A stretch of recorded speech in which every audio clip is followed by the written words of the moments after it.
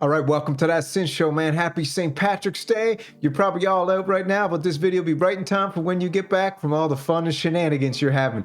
But we got the Pwm Mantis is released, ready for shipping right now, and it's only fitting on St. Patrick's Day. The green machine is ready to go, and so am I. So let's go with that Synth Show, baby.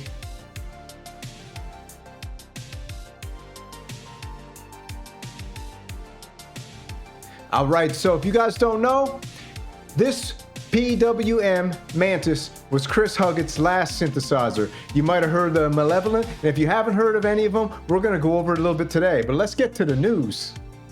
Now, our favorite news site as usual, Synth Anatomy, just came out today and said, the Pwm Mantis, Chris Huggett's last hybrid synthesizer, is shipping now, London Synth and Pedal Expo 2024 update. So, good news, Paul Whittington of Pwm, the new Mantis, the last synth from legendary synth designer Chris Huggett, is shipping now from the factory at the London Synth Pedal and Expo. Paul said that to Sonic State that the device had now reached firmware 1.0 and was ready to go. So this is super exciting. And like I said, if you don't know who Chris Huggett is, let's have a quick look. We jump over here to Wikipedia. Let's get the green screen so we can see a little better. All right, so Chris Huggett, unfortunately he passed away October 2020, and this will be his last synthesizer. This guy was an absolute legend. He worked for EDP's most successful synthesizer, the Wasp. Now, if you don't know this, go watch some videos on it, but Behringer cloned it and they put out the Behringer Wasp, or Behringer Wasp, for $149. So if you want that sweet Wasp taste from Chris Huggett, go get the Behringer, $149. He also worked for the Oxford Synth Company. All right, releasing the OSC Oscar. Definitely legendary synthesizer. Many people love that one. He worked for Akai on Akai's rack mount sampler line. And probably most of all, he worked for Novation Digital Music Systems, where he worked on the Peak, the Summit, the Base Station, just to name a few, and a number of other MIDI controllers. So this guy's an absolute legend. Now, if we jump over to the website here, this is Pwm's website. So, how about first we just watch a little demo of the synthesizer so we can see what it's like. Cool. Another one of those. This thing is beautiful. Digital oscillators, analog filters.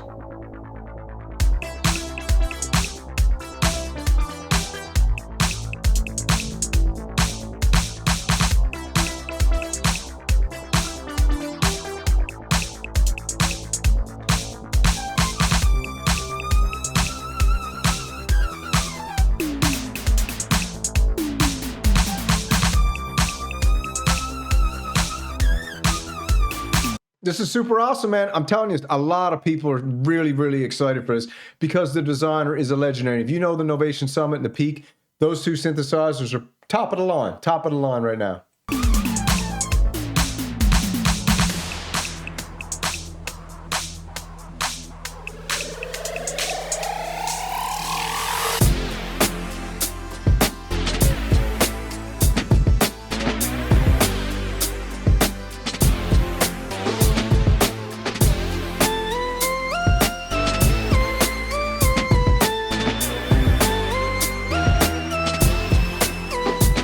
I think this is going to be one of probably the top synthesizers of 2024. In the running now, we got the Tiger keyboard, Tiger, however you want to say it, and then we got the Mantis, which I'm a sucker for aesthetics, and I'm a sucker for names, and the Mantis is one of the best names of all time. So is Malevolent, and also this black and green is killer.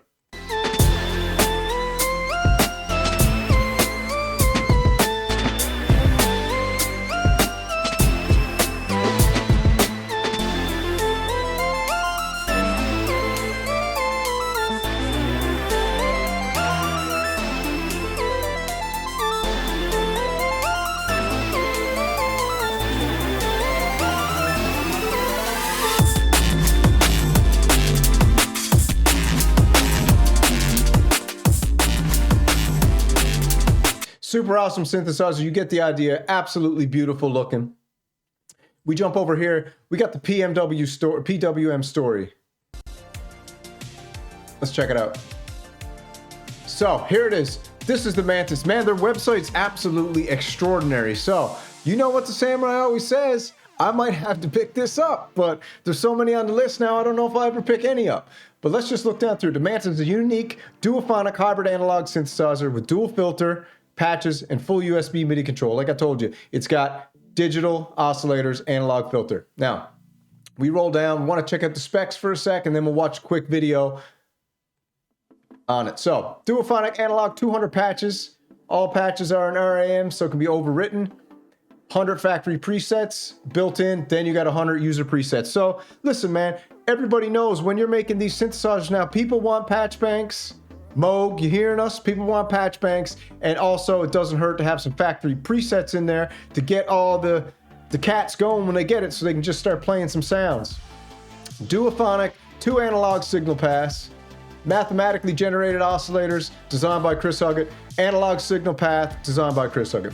2 oscillators plus sub-oscillator per voice, sine, triangle saw, pulse, shape control, shape modulation input, pitch modulation, octave select per oscillator, oscillator 1 sub follows oscillator 1 parameters. Cool. Oscillator drift creates random pitch variations between oscillators. Got multi-mode state variable VCA filters with overdrive. 2 analog filters. 1 per signal pad. Low pass, band pass, high pass. 12 dB, 24 dB. Additional W bandpass series and W stop parallel types. Filter cutoff, you know, all the regular suspects. We got 2 LFOs built into this baby. Fade in, fade out, 4 wave shapes per oscillators. Very cool. Rate control. We got 2 envelopes, independent.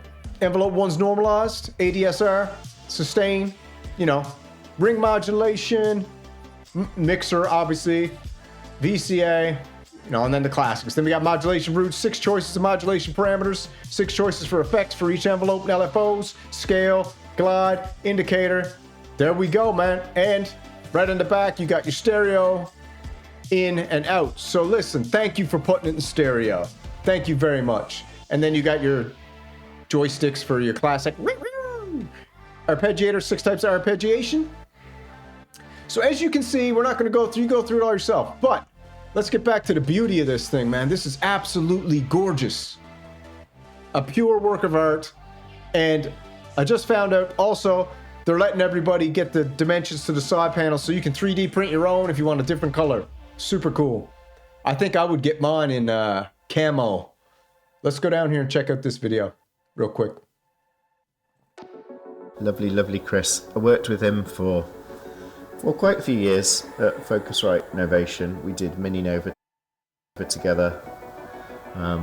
We did Circuit because Circuit has a Nova engine in it as well. So he was always about, and I always got to know him and would visit him occasionally in Oxford. When I left Focusrite, we kept in touch for a while. Obviously, I was working on Malevolent and bringing that forward, but there came a point where I thought, well, I wonder if he fancy making a little thing with me as well. So I went over to see him in Oxford, and the great man had his great office, which was where we'd go and listen to things, but we'd sit in the dining room when we were talking about stuff. So I remember we sat in the dining room opposite one another across the dining table. And he said, you know, I've got a synth that, you know, I'd like to make, and we discussed it, and it was something that was that would be based on the Wasp, but bringing that forward, updating it with multiple components and stuff. From my side, USB-C and a good digital side control on the keyboard and that sort of thing. We agreed we'd have a go, and it began life as a sort of a back burner project, I guess, for him. He would work on it. We'd talk once a week on the phone on Friday and talk about everything but the synth usually, and then isn't it absolutely amazing, these guys, man? They just got I don't know if they got the Midas touch plus they're geniuses, but man, they just go for it and they create such awesome products, and this Mantis is out of this world. I might have to get this instead of the Tiger. And then talk about it. When it got a little bit further on, there'd be a panel design, and we'd go back and forth on where things should be laid out, where controls should be, and how it would work. And that sort of things, and we're sort of designing it together. A lot of it, majority of it, is Chris's work, and I want to bring this product to market to honour what he had chosen to do and how he designed it to be laid out.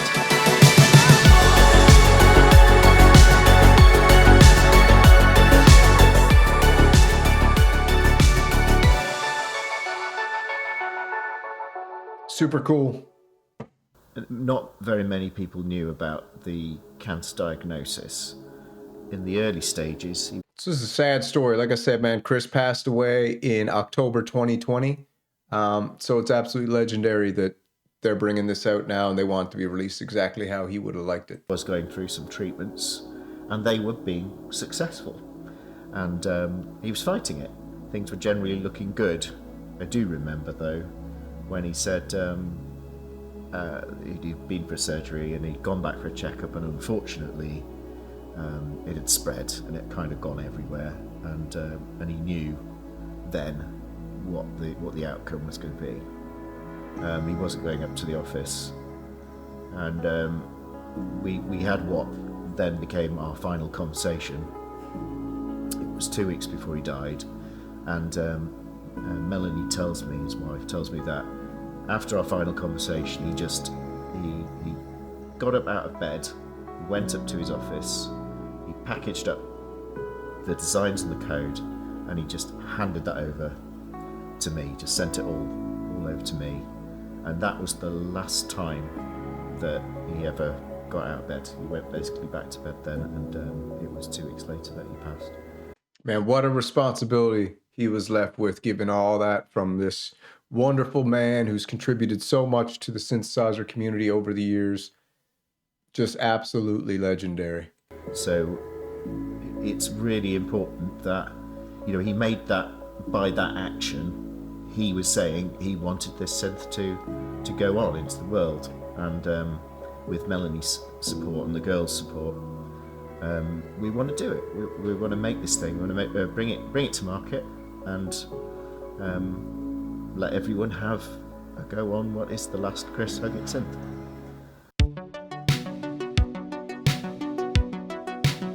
Sounds awesome, man. And it's his last one. Digital oscillators, but then it's analog signal path, which is absolutely brilliant. Has an amazing filter in it, which is actually 2 filters that you can use together in a width configuration and stuff as well. So when Chris and I did originally agree we'd make this thing together, I work on a really simple method. We make a thing and then kind of come up with a split for the difference. Chris now having passed, it's really important to me. I want to honour that, and although now we've got another person involved to pick up on the engineering side, we're still going to do that and make sure that some of the profit from this synth goes to Melanie and the girls, goes to Chris's estate. Absolutely epic. I said I would split the profit with him, and that's exactly what I'm going to do. I want to honour that. It's really important. Legend, man. What a legend. Absolute legend. Absolute legend that he's honoring Chris like that. And this synthesizer is a tribute to him.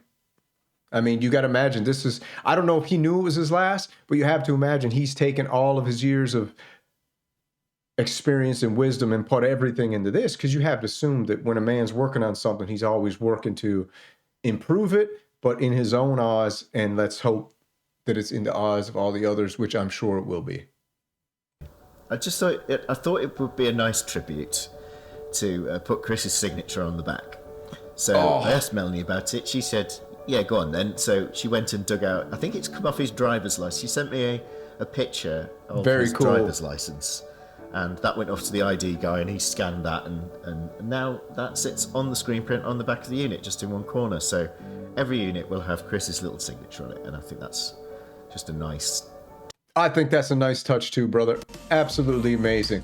Now, if we go over and we want to check this out, we got the team here, all right? So let's just do this, man. This is cool, because I don't know if you guys are enjoying this. I hope you are. If you're not, feel free to flick away and head on over to another channel, but thank you for being here. Don't forget to like and subscribe if you like what the Samurai's doing, and let's just check out a little more about PWM.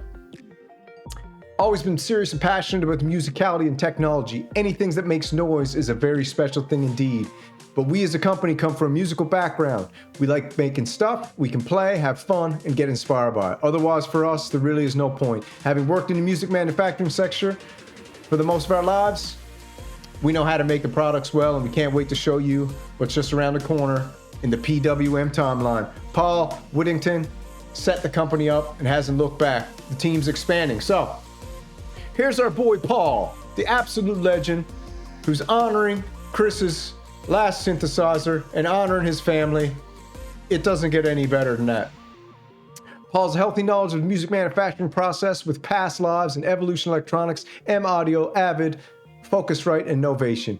He's been directly involved in countless products that have famously been featured in studio and live industries. Aside from his product management experience, he's a passionate synthesis designer and professional keys player with appearances on radio and television. Paul has finally launched PWM by handpicking the best in the industry specialists to develop innovative, exciting products soon to reach the public, aka the Mantis. A doting husband, proud father of two, Paul, we're not doing family things, he's mainly playing around his man cave. That's cool, man, and he's a legend. Now, just so PWM knows, if you're watching this video, the Samurai is going to help you out real quick. Now, get your web designer to switch this up real quick. We got our boy Ben here, but you just cut and pasted Paul's information. So you want to get back on there, switch that up, and let Ben have his little bio in there. So this is Ben with the little thing he's got going on here. I don't know if it's a headband for his daughter or a new AI modulation tool. Okay, then we'll get down to Timmy. Timmy with the legendary Japanese rising sun shirt. Timmy's creative director of PWM with a history of music production, owning and running recording studio, and filming shed loads of content for numerous businesses. Timmy is always up to his you-know-what in something creative and inspiring.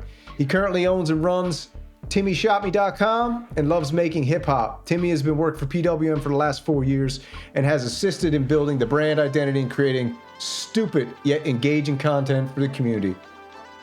Attaboy Timmy. And last but not least, we got Adam. Adam lives in Salisbury with his wife, young child and 3 dogs. He spent the majority of his last 25 years designing barking mad stuff with the genius that is Tim Orr, from the Soundbeam 2 to cutting-edge NDT equipment. He first met Paul in 1998 when doing some work for Evolution Electronics. And now he finds himself in a privileged position of designing mad stuff for him. So this is amazing. Like I said, websites out of this world. Go right back to the top. Let's check out. This is a beautiful synthesizer, isn't it, man? Just look at this thing. Knob per function. Beautiful name, beautiful colors, and it sounds absolutely out of this world. Now, before we go and finish up the show, let's just check out what they're selling this beauty for. 1,599 euros. 13.49. All right, so we're looking at a pretty penny for this thing, but is it worth it? You get the synthesizer with his signature on the back. All right, the sounds that are out of this world. So it's up to you. Rest in peace, Mr. Huggett. And may the Mantis and malevolent, but the Mantis live on forever, my friend. And happy St. Paddy's to you. I think we're going to be back tonight with a live stream where I'm opening a box that one of the samurais sent me of a synthesizer he said he wasn't really jiving with. And we're going to unbox it. I'm going to try to see if I can get it to work and play. And then we're going to raffle it off on a subsequent show. All right, so hope you guys had a great St. Paddy's Day, enjoying yourself. And we'll be back again later on with that synth show. Sloo, sloo!